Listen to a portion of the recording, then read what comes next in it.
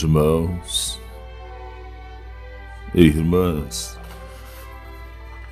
vamos dar início à nossa meditação desta sexta-feira, dia 9 de setembro. Rezemos. Vinde, Espírito Santo, enchei os corações dos vossos fiéis e acendei neles o fogo do vosso amor. Enviai o vosso Espírito, e tudo será criado, e renovareis a face da terra. Oremos.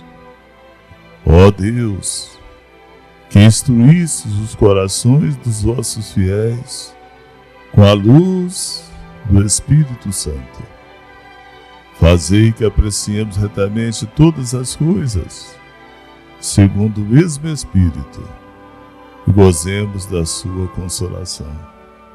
Por Cristo nosso Senhor. Amém. E vamos ouvir, acolher o Evangelho de hoje, tirado de São Lucas, capítulo 6, versículos de 39 a 42. Naquele tempo, Jesus contou uma parábola aos discípulos. Pode um cego guiar outro cego? Se isso acontecer, não cairão os dois no mesmo buraco? Um discípulo não é maior do que o mestre. Todo discípulo bem formado será como o mestre. Por que vês tu o cisco no olho do teu irmão e não percebes a trave que há no teu próprio olho? Como podes dizer a teu irmão: irmão, deixa-me tirar o cisco do teu olho, quando tu não vês a trave no teu próprio olho? Hipócrita, tira primeiro a trave do teu olho, e então poderás enxergar bem para tirar o cisco do olho do teu irmão. Palavra da salvação. Meu querido irmão, minha querida irmã,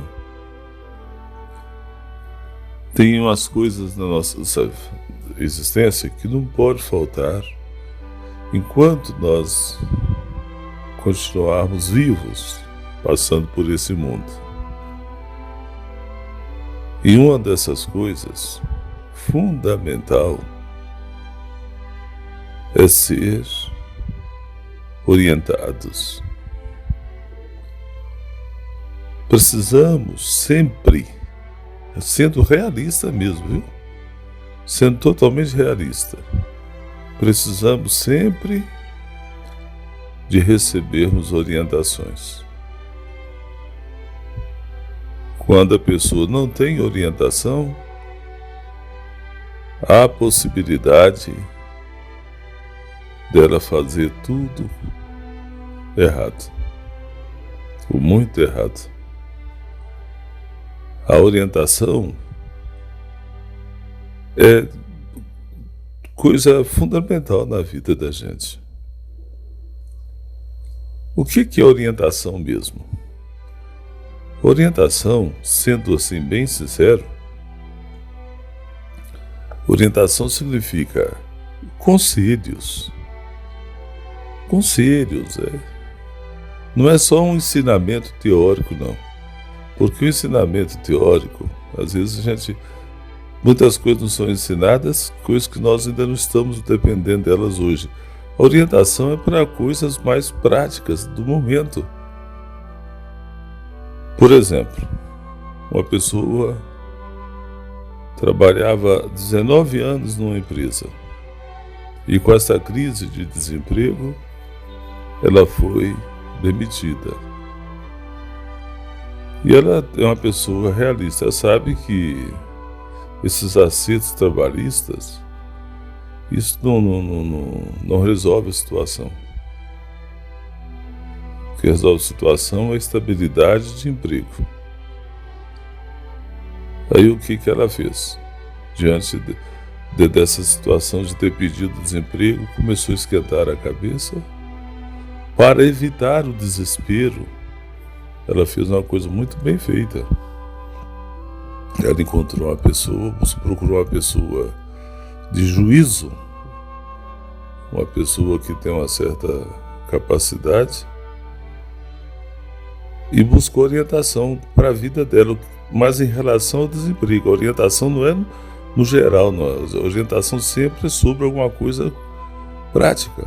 O que eu vou fazer agora sendo desempregado?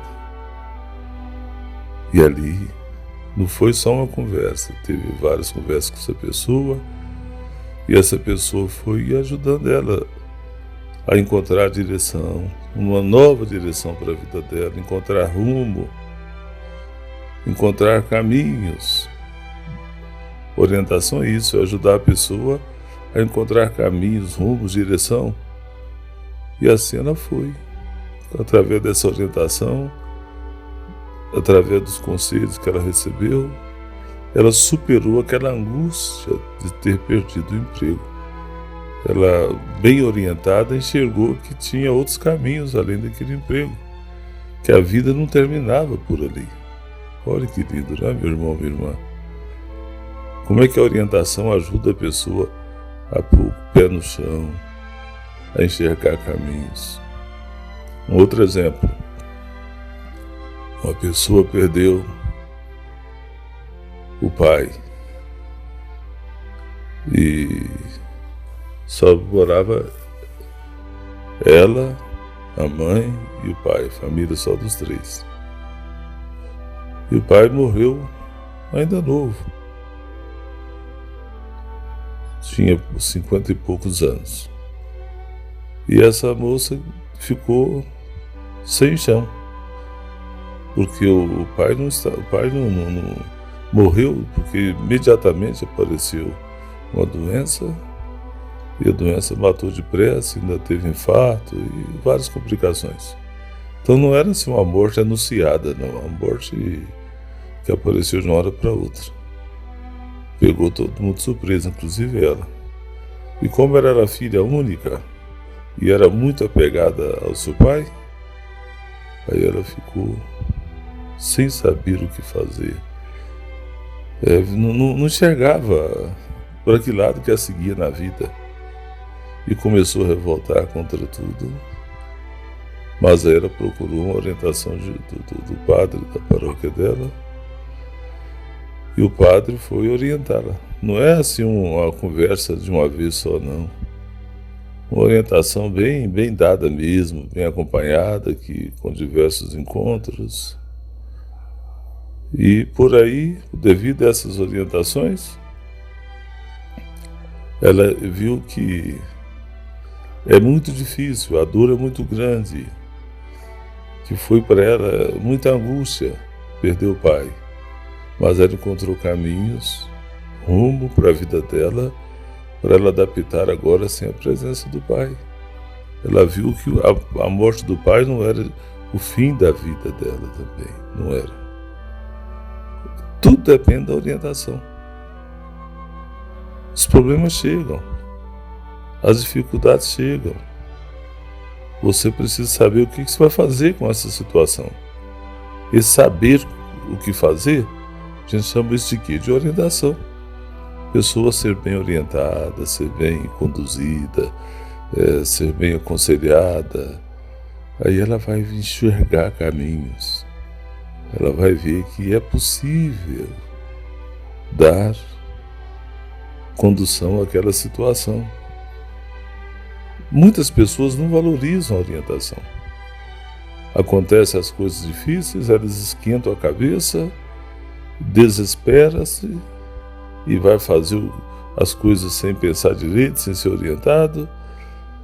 Você fala, mas não é possível, padre, nem sempre a gente encontra orientadores, porque o Evangelho mesmo de hoje falou, como é que pode um cego guiar outro cego? A pessoa que não sabe cuidar da vida dela, como é que ela pode ajudar a gente a cuidar da vida da gente, a resolver um caso ou outro? Primeiro é o seguinte, não posso ser pessimista não. Tem algumas pessoas realmente que não têm condições de ajudar a gente, ajudar ninguém. Mas existem pessoas, sempre tem alguém que pode ajudar. E nós desvalorizamos essas pessoas porque elas não são famosas. Às vezes elas não tem pessoas. Você pega uma pessoa que tem sempre boas orientações para dar para a gente, sabe quem que é? A avó, o vô. Eles já vivenciaram tantas coisas na vida, já passaram por tantas situações difíceis. Então eles têm condições de orientar as pessoas mais novas. Mas não, a gente não valoriza porque já estão velhos, a gente acha que já estão sem condição, já não sabem nada, estão desatualizados, não tem tanto estudo às vezes, e aí a gente não valoriza quem pode nos ajudar tanto. Mas além de vovó, existem amigos também que podem nos orientar. E inclusive você deve orientar as pessoas. Você deve pensar, eu? Pobre de mim, eu estou precisando de orientação? O Evangelho disse, tira a trave do seu olho e vai orientar o seu irmão, vai orientar a pessoa próxima de você. É só você corrigir-se um pouco, ajudar a sua vida a entrar no caminho. Isso não é difícil, porque existe esta necessidade. Você é muito útil para ajudar os outros. Você sabe que tem pessoas que às vezes se aproximam da gente por uma conversa meia boba, mas na verdade elas estão procurando a conversa mais séria. Estão buscando a orientação com você e não encontra em lugar nenhum. Meu irmão, minha irmã, esse evangelho de hoje é muito rico para nos despertar para essa realidade. Precisamos de despertar para que possamos valorizar as orientações. O ser humano precisa disto. Quantas pessoas erram porque não buscaram orientação? Uma orientação até de alguém chega e fala, você ficou doido, está fazendo isso? Ou você está ficando doido de não tomar tal decisão, de não fazer nada diante disso? Essa fala, você está ficando doido, é um tipo de orientação, é uma cutucada que a pessoa recebe. Você com isso está ajudando a guiar uma outra pessoa de forma consciente. Quando Jesus fala, como um cego pode guiar outro cego, significa uma pessoa sem consciência. E você toma cuidado, porque tem pessoas às vezes que levam a vida toda desarrumada, bagunçada, mas pode ser que essa pessoa já entrou no processo de conversão aí e mudou de vida, então ela merece também, ela é digna de confiança para nos orientar, nos ajudar. Orientação não é somente essa orientação formal, que tem que ter um consultório, não. A informação que às vezes você pode orientar um colega de serviço seu ali fazendo coisas do dia a dia. Você aproveita a ocasião de estar junto aí com o seu colega e vai dando as orientações para a pessoa. Você está vendo como é que é sério a situação? Orientar, mostrar o caminho. E a gente às vezes faz isso até mesmo com o próprio jeito de ser nosso. Não precisa nem de usar tantas palavras. Tem que falar também. A orientação exige isso, mas dando exemplo, dando testemunho. Por isso que Jesus diz, tira a trave que está no seu olho. Significa, faça o que você quer que os outros façam de bem, faça você primeiro. Mas o que eu quero então que você grava bem aí na sua mente. Você precisa de receber orientações. E orientação significa saber o que fazer com tal situação, que rumo você vai dar a tal situação. Não esqueça que quando eu falo em orientação, não é orientação geral para a vida toda. É para cada situação, para cada realidade, para cada coisa. Busca orientação, busca ajuda, busca luz nas pessoas. Tem pessoas muito iluminadas que podem te ajudar.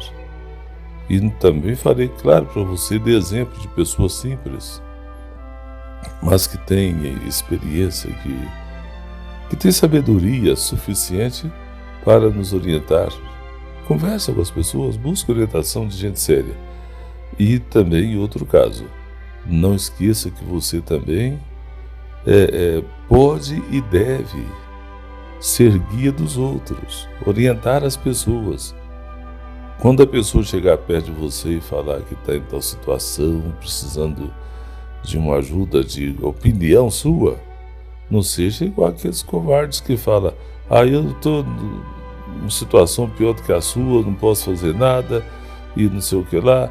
Não fala desse jeito, não. Não fala desse jeito, ajuda. Deixa Deus te usar para você orientar os outros. É um grande bem que você fará para as pessoas. As pessoas necessitam disso. A gente sendo orientado, a gente orientando o outro. Não deixe ninguém seguir coisa errada por falta de sua orientação.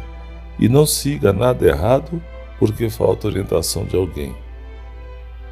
Não seja pessoas que generalizam as coisas dizendo que ninguém é capaz de ajudar, de orientar. Isso não é verdade. Tem muitas pessoas capazes de te ajudar, de nos ajudar nesse sentido. Entendeu esse evangelho de hoje? Essa meditação, essa reflexão? Parece que poderia ser um evangelho assim, que falasse outra coisa, mas você já observou que todas as minhas meditações a gente vai em coisas concretas.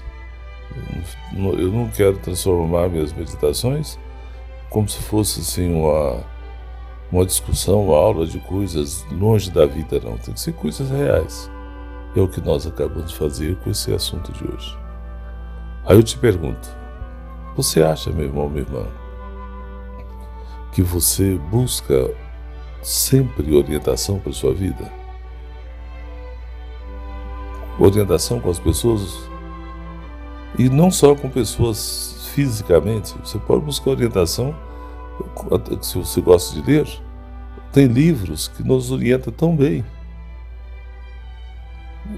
Muitos livros, você vai lendo o livro ali, o escritor, sem ele estar ali fisicamente, mas com aquelas escritas, ele vai te orientando, vai nos orientando.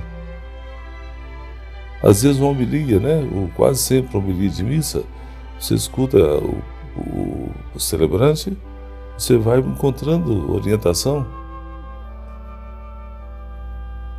Você vai sempre buscando orientação para sua vida. Você faz isso? E uma segunda pergunta, você ajuda as pessoas que te procuram para serem orientadas? Você ajuda as pessoas a encontrar orientação para a vida delas? Será que você tem esse hábito, esse costume, essa habilidade de ajudar os outros? Essa responsabilidade para ajudar os outros? Converse um pouquinho com Deus agora. Pede a Deus para fazer com que você seja essa pessoa aberta, pessoa capaz de orientar e de receber orientação. Essa humildade que você tem que ter para poder receber orientação e também esta sabedoria que Deus te dá para você orientar bem as pessoas. Ave Maria, cheia de graças, o Senhor é convosco. Bendita sois vós entre as mulheres. Bendito é o fruto do vosso ventre, Jesus. Santa Maria, Mãe de Deus, rogai por nós, pecadores, agora e na hora da nossa morte. Amém. Agora nós vamos ouvir esse hino da Bíblia, esse canto relacionado à Bíblia, e após esse canto nós vamos ter a nossa palavrinha a respeito de alguma coisa sobre a Bíblia hoje, continuando esse nosso processo de formação, essa formação contínua, continuada todos os dias. Não desliga seu aparelho, escuta essa música, canta essa música e participa um pouquinho da nossa conversa que vamos ter dentro agora em seguida sobre a Bíblia.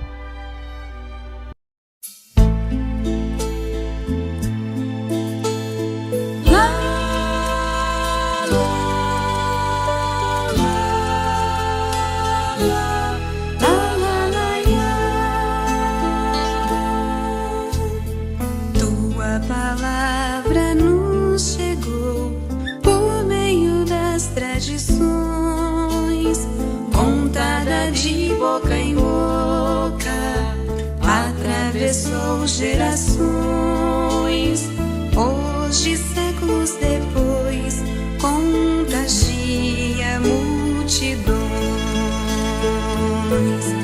Que tua palavra preserve as nossas famílias, oriente nossos filhos, guie as nossas nações. Bíblia Sagrada, fonte viva de partilha, indicação que nos brilha, luz dos nossos corações.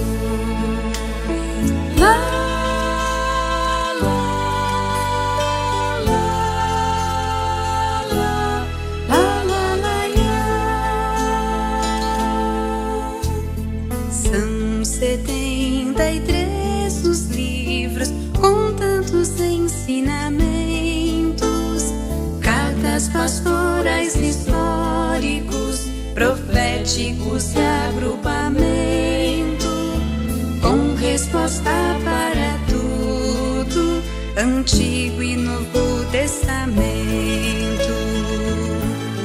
Que tua palavra preserve as nossas famílias, oriente nossos filhos e as nossas nações. Bíblia Sagrada, fonte viva de partilha, indicação que nos brilha, luz nos nossos corações.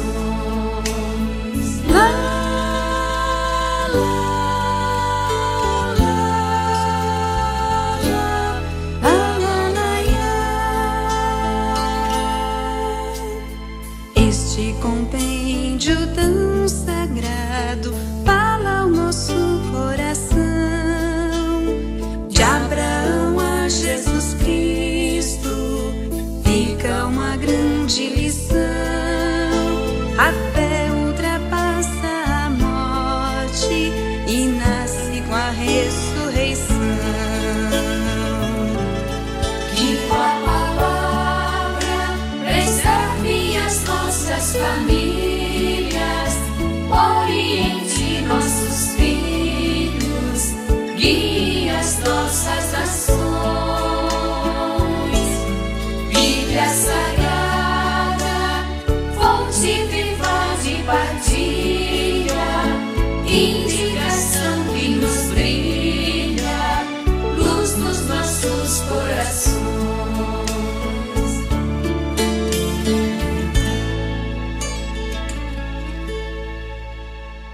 Irmão e irmã, depois de ouvir e quem sabe até ter cantado esse bonito canto, vamos agora entender um pouquinho mais da Sagrada Escritura. Antes, tem uma pergunta que me mandaram que daqui a pouquinho eu vou responder, falando inclusive o nome da pessoa que nos enviou essa pergunta. Mas antes de entrar nessa pergunta, eu quero ainda insistir com vocês para que vocês compreendam que a Bíblia, ela é a palavra de Deus, mas é a palavra de Deus revelada no nosso meio, no nosso coração. Meu irmão, minha irmã, é importante que você saiba que quando você está lendo a Bíblia não é, como eu já disse, um livro não é? A Bíblia são vários livros. Vários livros. Na nossa Bíblia católica, por exemplo, são 73 livros. A Bíblia católica são 73 livros. Só que está colado um no outro ali, não é? Como eu disse, Gênesis, Êxodo, e vai até lá terminar no Apocalipse. Mas cada nome desse Gênesis é um livro. Já disse, mas vou insistir para que você possa memorizar bem isso. E é importante que você entenda que esses livros, eles são divididos em duas grandes partes. O Antigo e o Novo Testamento. Alguns falam Velho e Novo. Antigo e Novo Testamento. Você poderia perguntar, mas o que significa a palavra testamento, padre? A palavra testamento era uma palavra da tradução grega que significa aliança. Deus faz aliança conosco. Deus fez aliança com Abraão. O que é aliança? Alguns acham que aliança é só um compromisso. Mais do que compromisso, é também um compromisso. Mas a aliança é um assumir mesmo. Deus fez e faz aliança conosco.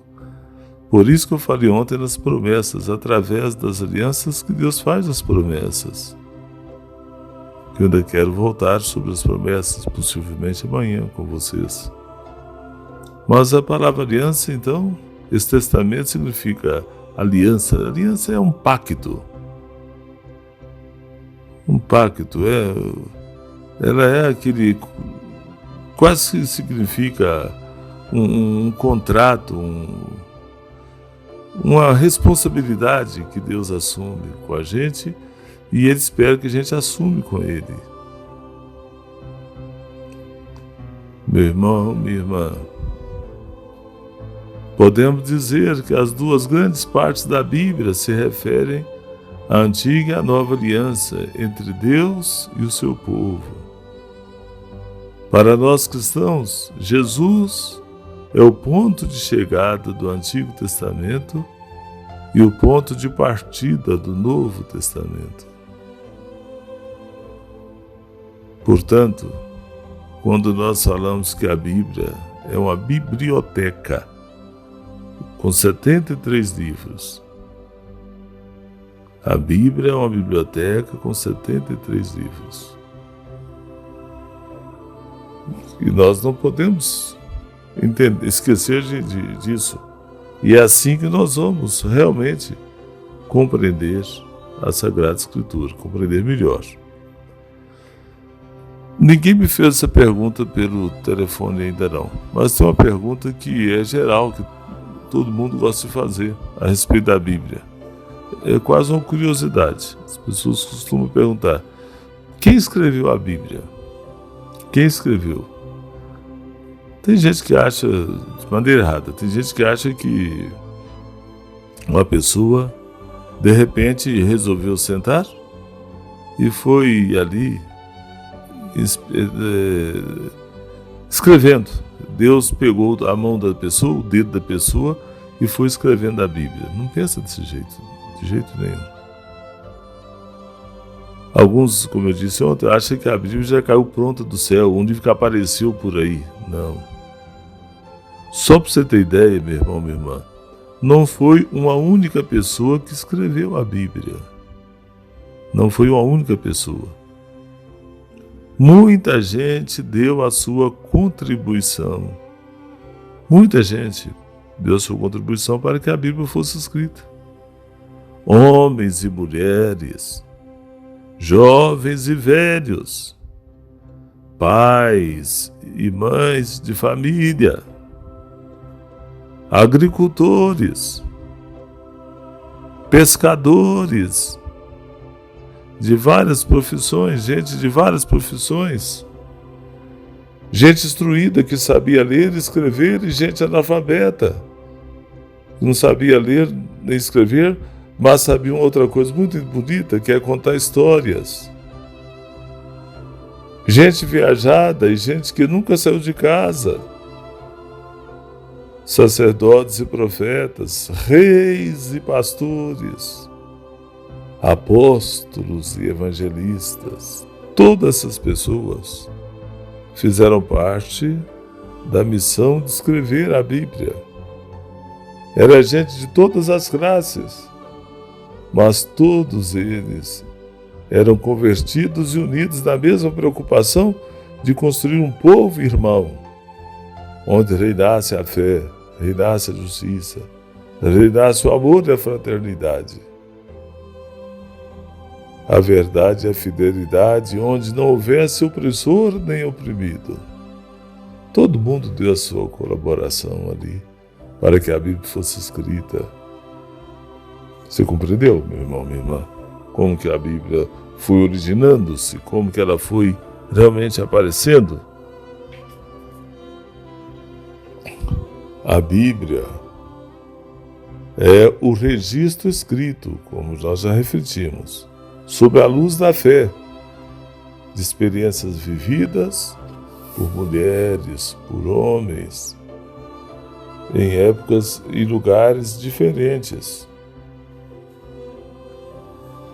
Eu não vou voltar mais nesse assunto, porque já tem 3 dias que eu estou falando sobre esse assunto. Vamos continuar lendo a Bíblia, continuar aprendendo sobre a Bíblia, mas vamos agora progredir. Mas eu quis ficar esses primeiros dias insistindo com vocês sobre essa questão, para a gente não ficar com essa visão de que essa visão mágica da Bíblia. É uma Bíblia onde Deus encarnou na história do povo e Deus se revelou na história do povo.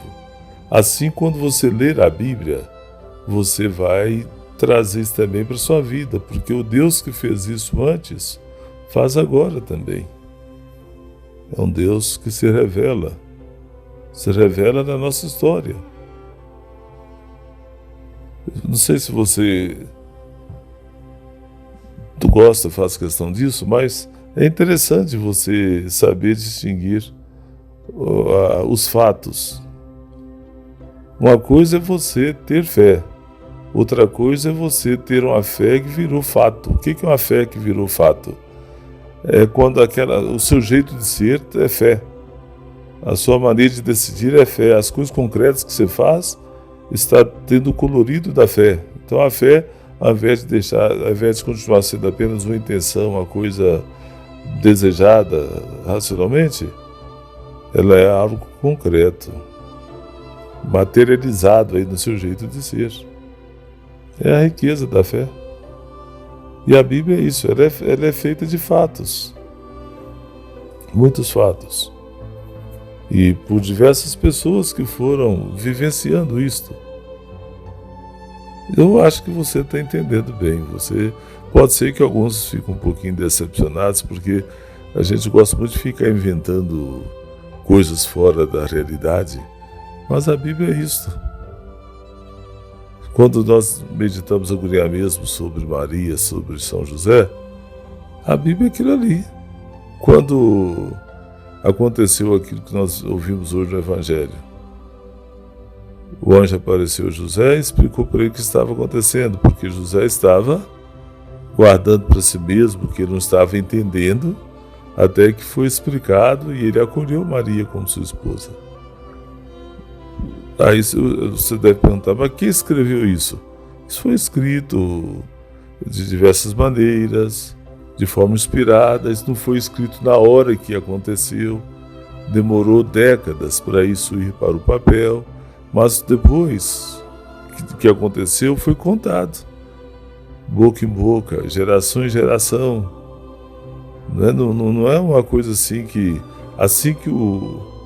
o anjo saiu ali da casa onde está José, já tinha as pessoas ali na porta esperando o José dar as caras para poder escrever, registrar o fato. Não, isso foi passando o tempo primeiro, passou muito tempo para que isso pudesse ser escrito, mas foi. E o interessante é que na ocasião que essas coisas foram escritas para o povo, sobretudo o povo simples, não ser escrito ou ser falado não tinha diferença para as pessoas. O mais importante é que a coisa tinha acontecido. Nós hoje damos muita importância ao jeito que as coisas foram faladas. Por exemplo, nós vamos ver aqui uma pergunta que foi feita, uma pergunta até muito bem feita. Eu gostei muito. A pergunta vem da... Só um minutinho aqui, abri. A pessoa chama Célia, é aqui do bairro Canaã. Tudo bem com você, né, Célia? Ela me cumprimenta, boa tarde, e pergunta: Padre, por que a Bíblia da Pastoral é diferente da Bíblia Santa Maria? O significado das palavras são os mesmos. Obrigado, Célia, bairro Canaã.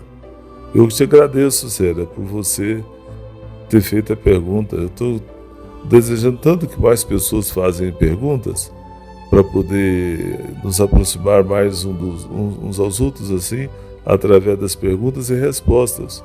Então eu te agradeço de coração por ter feito essa pergunta. E a resposta para essa pergunta é a seguinte: olha, a Bíblia, ela que chega até nós, ela é traduzida. Nós não recebemos a Bíblia na língua original, nem devíamos receber, porque nós não sabemos. A Bíblia foi escrita em vários idiomas lá no comecinho e depois foi sendo traduzida. Então a Bíblia pastoral, ela tem uma tradução. Você sabe o que é tradução? Tradução quando a palavra, por exemplo, a palavra grega, ela é traduzida para o português. Então, depende da forma que ela é traduzida para ser escrita ali. A diferença entre a Bíblia Pastoral e a Bíblia Ave Maria, a Bíblia de Jerusalém, tem várias editoras, é uma questão de edição. As pessoas...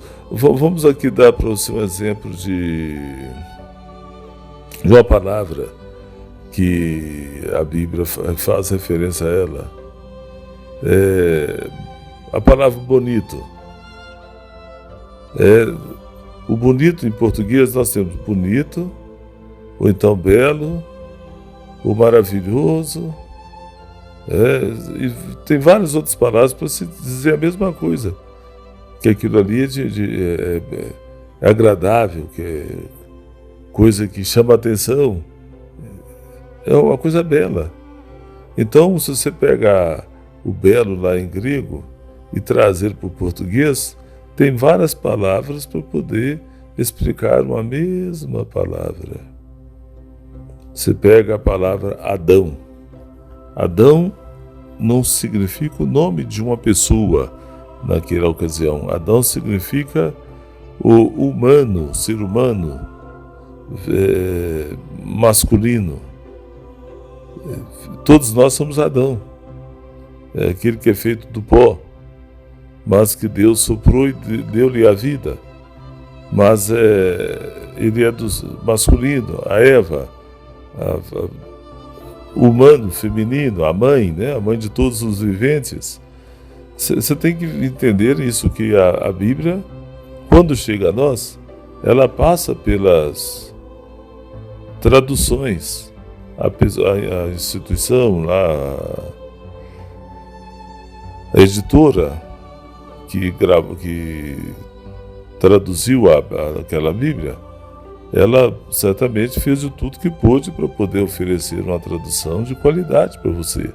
Mas essas traduções têm divergência entre a Ave Maria da Pastoral. A Pastoral, por exemplo, é uma Bíblia muito boa, eu gosto muito dela, porque a linguagem dela é toda pastoral. É uma linguagem para as pessoas entenderem assim, e para dar formação. Também gosto da tradução da Ave Maria. Se você pegar, por exemplo, uma Bíblia chamada Bíblia de Jerusalém porque ela foi foi traduzida e foi editada por tal editora. É uma Bíblia que já é um pouquinho mais difícil para a pessoa comum ler, porque a Bíblia de Jerusalém era uma Bíblia escrita, traduzida para os estudantes, quem está fazendo estudo de teologia. Vem palavras assim, bastante exigentes, que não é tão comum no nosso dia a dia. Então a diferença de uma Bíblia, todas são católicas, a Santa Maria é católica, a Pastoral é católica, a Bíblia das Vozes é católica, a Bíblia de Jerusalém é católica. A diferença está na tradução. Somente isto. Por isto vem a questão das interpretações. A gente tem que saber interpretar. Interpretar não é inventar coisas em relação àquilo que foi escrito, que você leu. Não. Interpretar significa você vai procurar analisar as traduções que deram isso aí, o que significa a palavra, o que Deus quer falar para mim a partir disso que eu acabei de ler. Combinado? Então fica aí a minha resposta. Obrigado mais uma vez pela sua pergunta. E todos vocês que quiserem, manda agora mesmo a pergunta que você quiser por esse telefone do nosso WhatsApp. Vamos agora receber a bênção especial desta quinta-feira. O Senhor esteja convosco. Pela intercessão da grande Mãe de Deus, Maria Santíssima, desça sobre todos vocês e vossas famílias. Bênção de Deus Todo-Poderoso, Pai e Filho e Espírito Santo, e permaneça para sempre. Louvado seja o nosso Senhor Jesus Cristo, para sempre seja louvado. Até amanhã, se Deus quiser.